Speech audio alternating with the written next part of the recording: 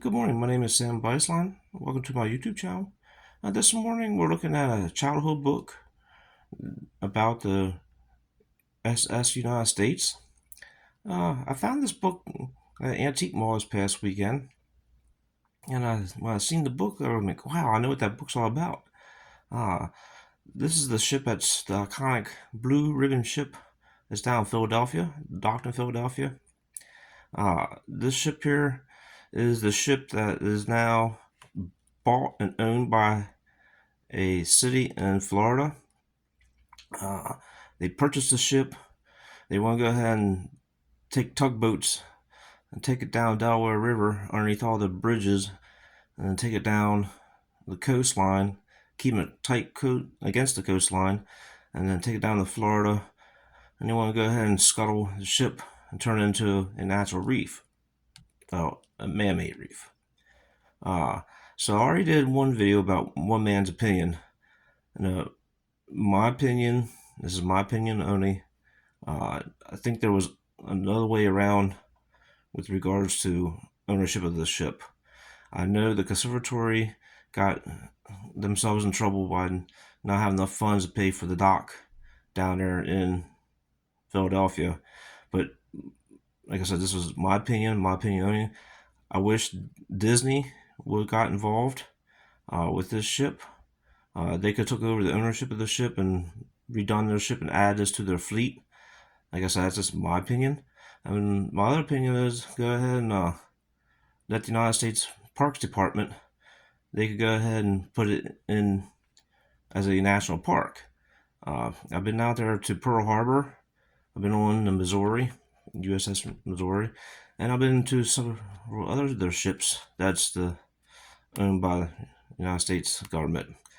And there's no reason why this ship has to be scuttled. There is already 2,000 ships in the Atlantic Ocean along the coast that were scuttled. There are plenty of places for the scuba divers to scuba dive. I just don't understand why they have to have this ship scuttled.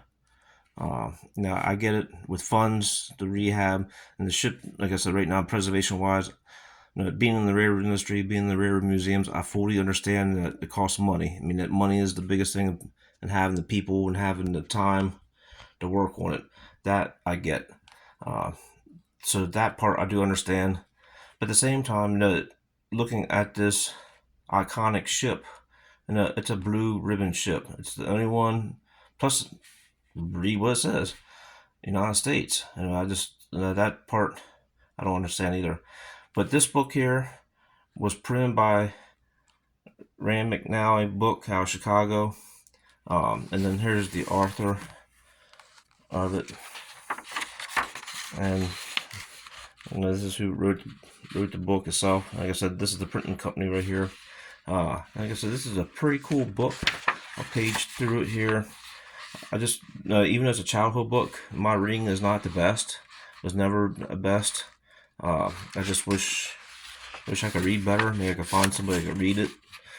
But just sort of interesting how the book is printed here.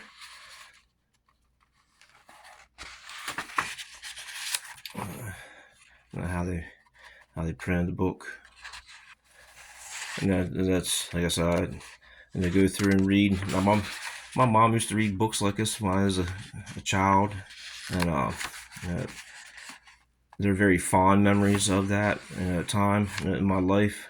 And I sitting back here looking at this book now, I realize that how I cherish that moment. Having a parent or a loved one read a book to you. I think we should go back doing that again. Like I said, this reading here is pretty easy, but with me reading, I'll be stumbling all over. But just sort of interesting how this book is made. And they even give some information here about the ship too, which I thought was pretty cool. And about I think that is the Empire State Building. And you can see how long, 990 feet long. And the building, they're saying it's 850. That's what they're saying with the building.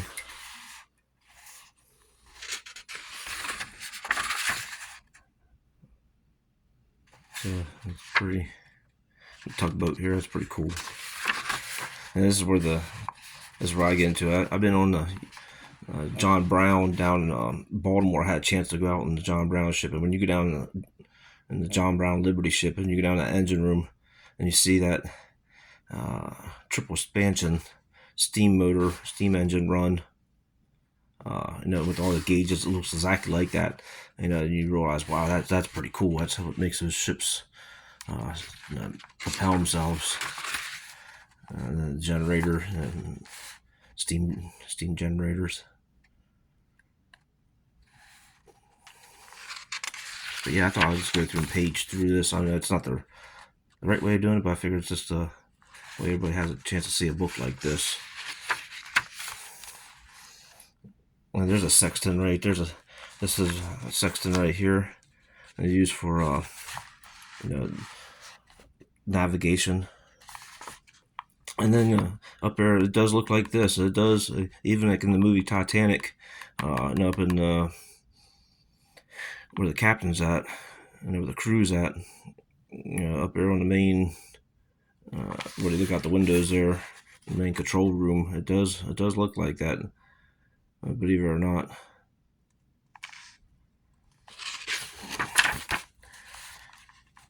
And I know, they always said the standing joke was the only thing that was on the ship that was wood, was made out of wood, was the butcher block. That was always the standing joke. And I don't know how true that was, but that's what they said. Everything else was all made out of aluminum, or